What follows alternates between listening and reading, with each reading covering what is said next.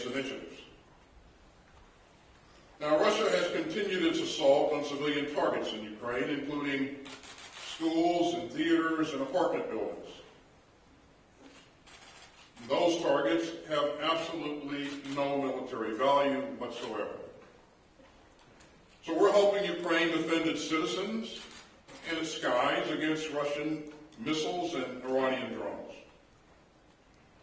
Now, many contact group members have stepped up with new air defense systems and critically needed ammunition for those systems. And we're going to stay focused on the key capabilities that Ukraine needs right now, as well as in the medium term. Now, we also heard today from the European Union on its proposal to speed up the production and delivery of ammunition for Ukraine. And more countries are thinking about how they can increase industrial production, not just for the near term, but also for the medium term and the long term. And that is a powerful reminder that we stand with Ukraine's defenders for the long haul. You know, Putin made a series of grave miscalculations when he ordered the invasion of Ukraine more than a year ago. He thought that Ukraine wouldn't dare to fight back. But Ukraine is standing strong with the help of its partners. Putin thought that our unity would fracture. But Russia's cruel war of choice has only brought us closer together. And I note that Finland, which has long taken part in this contact group, is here today as a new NATO ally. I expect that Sweden will soon follow. And that makes something crystal clear. Putin's war of choice is not the result of NATO enlargement. Putin's war is the cause of NATO's enlargement. You know, when I first convened this contact group, I saw nations of goodwill that were eager to help Ukraine resist Russia's imperial aggression. I saw a coalition that stood united and firm. I saw countries determined to stand up for an open and secure world of rights and rules. And all of that was just as true at Ramstein today as it was a year ago. The Ukrainians are still standing strong in their fight for their freedom. They have the courage and the capability for the road ahead. And we will have their backs for as long as it takes. So with that, I'll turn it over to the chair. Thanks, Secretary, and I want to start off by thanking Secretary Austin for his leadership over the past year in this 11th Ukrainian Defense Contact Group, which has resulted in enormous support to Ukraine, not only from the countries of Europe, but really from the globe. And it wouldn't be happening without Secretary Austin's leadership, so thank you, sir. And thanks also to the ministers and chiefs of defense from over 50 countries that attended today and have consistently attended now for a year.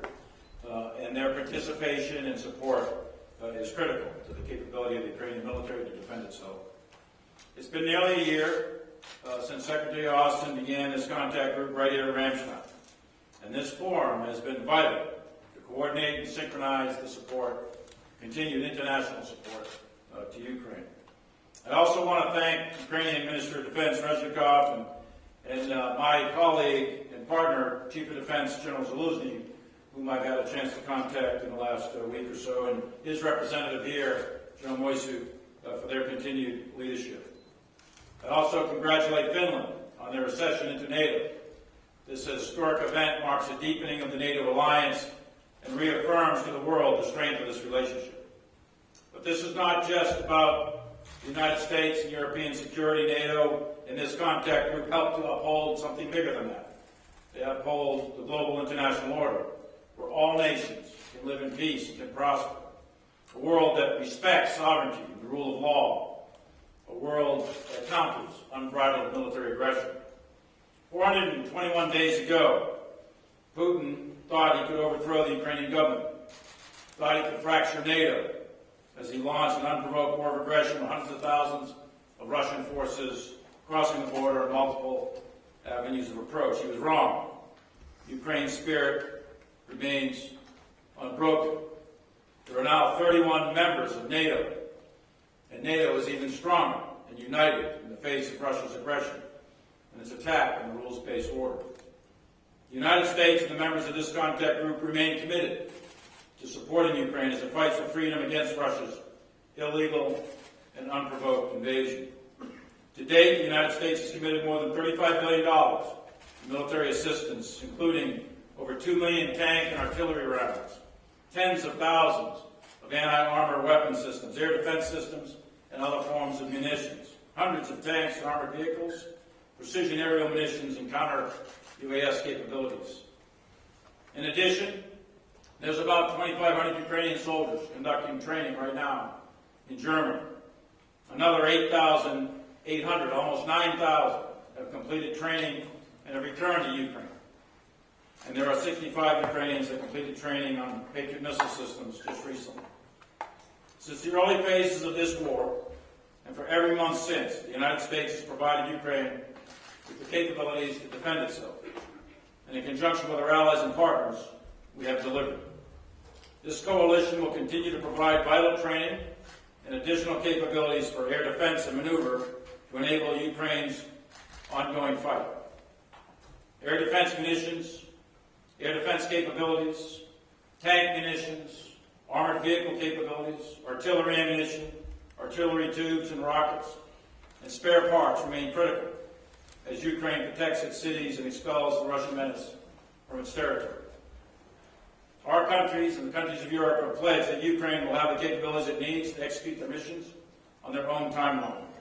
And we have pledged that support for as long as it takes, as the Secretary just said. This week, the United States announced our latest security assistance package as part of our ongoing commitment to Ukraine. As we stand here today, the Ukrainian military continues to perform very well. Intense fighting in and around Bakhmut continues and has for several months. Russia is expending significant manpower for very little gain. Russia is intensifying indiscriminate shelling in Avdiivka and other cities and urban areas. And Russia continues to pay severely for its war of choice. Unlike Ukrainian forces, who are highly motivated to fight for their country, to fight for their freedom, their democracy, and their way of life, the Russians lack in leadership, they lack will, the morale is poor, and the discipline is eroding. Russia has resorted to tightening conscription laws as they indiscriminately feed their citizens into the chaos of war. And so far, they've been quite ineffective in the coordination or direction of combined arms maneuver on the battlefield. Over the past year, Russia's temporary territorial gains have come with enormous losses.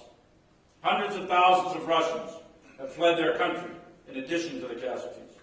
They are trying to avoid fighting in Putin's war. Russia continues to fail in achieving its strategic objectives. They failed to seize Kyiv, they failed to topple the Ukrainian government, and they failed to fracture NATO. In fact, they've done just the opposite. Kyiv stands, the people of Ukraine are emboldened, and NATO has never been stronger. As President Biden and Secretary Austin have repeatedly said, the United States remains committed for as long as it takes. Thank you, and I look forward to your questions. Thank you, Mr. Secretary. Thank you, Chairman. Our first question will go to Rachel Cohen, Defense News. Hi, thank you for doing this. I have one question for each of you. Mr. Chairman, we know from the recent leaks that the Pentagon was bullish on Ukraine's chances of retaking much territory in this spring counteroffensive. Is that still your assessment now, or what has changed? And are you concerned that spring conditions on the ground will slow things down? And then for Secretary Austin, looking at the current crisis in Sudan, what lessons learned from the Afghanistan evacuation are shaping your efforts to prepare to get U.S. Embassy staff out of Sudan? And has the State Department asked you to begin that process? Well, let me start by saying that I'm not going to comment on future operations specifically, or any of the substances in any of these leaks that are out there. But I will say that our task and our commitment to Ukraine was to provide the training and the equipment for up to 9 brigades, armored mech brigades, to conduct either offensive or defensive operations. Those brigades are trained, they're manned, and they're equipped, and they are prepared for combat operations. So whenever and wherever Ukraine chooses to use them, we will continue that support, and I am very confident in those units' ability to succeed.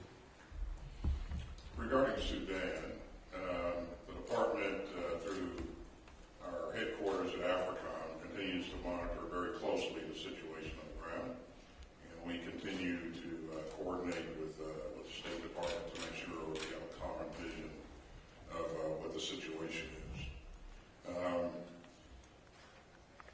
We always want to make sure that we're doing prudent planning, which is what we're doing. We've deployed some forces into theater to ensure that we provide as many options as possible if we are called on to do something, and we haven't been called on to do anything yet. No decision on anything has been made. And for operation security purposes, as you would guess, I won't specify, where those troops move to, but our focus is to make sure that we continue to do prudent planning and that we create and maintain as many options for our president as possible. Thank you. Next question will go to Yashwanda, A.R.D. My question is going to both. Calling fighter jets. Ukraine said that they need more fighter jets. Poland has just delivered MiGs. Did you talk about fighter jets and how helpful could they be for Ukraine? Right now, what we all believe is what Ukraine needs most urgently is ground-based air defense capability. That is what has enabled them to prevent the Russian air forces from having a meaningful impact in this fight. And so you've heard us say that for the last several months. We will continue to say that because that is what is most important in the current and the future fight, the immediate future. We have to make sure that the Ukrainians have the ability to protect their infrastructure, protect their citizens, but also protect troops if the troops are maneuvering.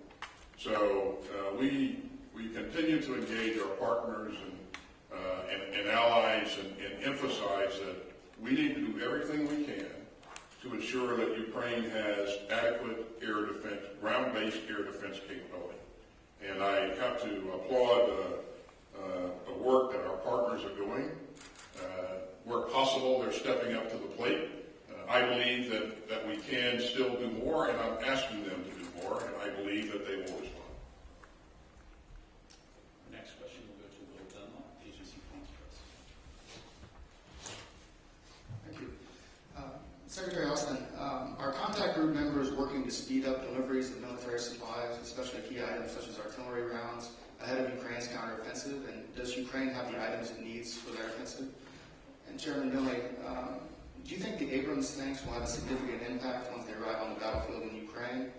The U.S. has previously expressed concerns about logistics and sustainment for the tanks. Have those concerns been sufficiently addressed?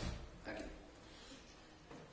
And so several months ago, as we set out to plan, as our people set out to plan with Ukrainian partners, we outlined the parameters for potential operations, and we designed the support that would be required to support those operations, and we laid that out in detail. And that set us on a path to generate combat power, combat capability. You've heard us talk about the combat platforms, the tanks, the Bradleys, the Strikers, Martyrs, CB-90s, and all of the sustainment that goes along with that, and all of the munitions required to be successful. As you just heard, both what the chairman and I said, this was really difficult work, but we have met our initial goals to provide what's required to get started. And we know that combat is dynamic, complex, and so we understand that we're going to have to continue to sustain Ukraine's efforts going forward. when the fight starts and long after the fight continues. So on the M1 tank, I'm biased, but I think the M1 tank's the best tank in the world. There are other tanks that are quite good. Leopards, for example, being provided as well. But I do think the M1 tank, when it is delivered, will make a difference. Now, let me distinguish between, in a couple of weeks, you're going to get training tanks. Those aren't quite combat capable, and they'll be used to train the crews on how to shoot, maneuver, and maintain these tanks, and that'll be part of the sustainment package to get them trained up as the other tanks are being refurbished in order to accelerate their delivery. But when they do get here, and those crews are trained and they're used in a combined armed maneuver tactic in combination with mech infantry, the Bradleys, they'll be very effective. But I would also caution there's no silver bullet in war. It's a wars, the outcomes of battles and wars are the function of many, many variables. And in this case, you would have to make sure that your tanks are used in combined arms with mechanized infantry, artillery, all of that is synchronized with dismounted forces, etc. So there is no silver bullet in this case, but I do think the M1 tank, when it's delivered and it reaches its operational capability, that it will be very effective on the battlefield. Thank you. And our last question will go to Claire Cambier, TF1. Thank you. One question for Secretary Lloyd. Do you really believe in a successful counteroffensive? Because here today we mainly hear about sustainability and long-term aid, and if this counteroffensive doesn't lead to Ukrainian victory quickly, do you think that the Biden administration will still have the support of the American people to continue to help Ukraine? And if I have the time, one quick question to General Milley. You have been asked about jets, but is there any chance that the United States changed their mind about the delivery of F-16? Thank you. So, Claire, your question is whether or not we can expect to continue to have support for Ukraine. Well, we've enjoyed strong support from the American people throughout for this effort, this campaign, and that support has enabled the Ukrainians to be as successful as they have been on the battlefield. I have to credit the Ukrainians for their will to fight, for their ingenuity, for their professionalism, for their leadership. But even when you have all of that, you can't get it done unless you have the right gear and you're able to sustain your efforts. And so we've worked together to help create the dynamics that we've seen thus far. We're going to continue to work. So we've enjoyed support from the American people throughout. I am very hopeful that we'll continue to see that same level of support. And again, this is not just important to the Ukrainian people, it's important to the world. This is about the rules-based international order. This is about, a bully not having the ability to trample his smaller neighbor at will. This is about providing the opportunity for a country to protect its sovereign rights. So on the F-16 or any other fourth-generation aircraft from any other country, first of all, those are policy questions that will be made by political leaders. But from a military perspective, the task is to control the airspace. How you control that airspace can be done in many, many different ways. The most cost-effective, efficient, and way to do that right now for Ukraine, and the fastest way to do that for Ukraine, is through air defense. They've been doing it for over a year now. They've been denying the airspace to effective Russian use. The Russians have been flying some sorties into Ukraine, but limited amounts of sorties over Russian-occupied Ukraine. The Russians have not done battlefield air interdiction deep into Ukraine territory, except through missiles and rockets that have been fired from over Russian territory. Why is that done by the Russians? Because the Ukrainians are shooting Russian aircraft down. So the Russians are cautious to come into Ukraine because of the effective use of the Ukrainian air defense system. That is the most critical thing right now, is that air defense system, to make sure that it is robust, it's rigorous, it's deep, and it's layered from high altitude to mid altitude to low altitude, and from short range, mid range to long range. And the frontline forces, the Ukrainian frontline forces, need to be protected. That's the most important critical military task right now. That was the theme of this entire day, was air defense, air defense, air defense, to make sure that Ukraine can defend its airspace. In terms of the aircraft themselves, there's a long lead time for training of pilots, etc. And the Russians have a significant amount of air power. And to take the Ukrainian Air Force from where it is today and to build it up to match the Russian Air Force, that's a significant level of effort by lots of countries. And those policy choices may or may not be made down the road. And we'll see where that goes. But right now, the immediate need is air defense. Secretary Austin, General Milley, thank you very much, gentlemen. Ladies and gentlemen, this concludes our press briefing. Thank you very much for joining us today. Thanks, everybody.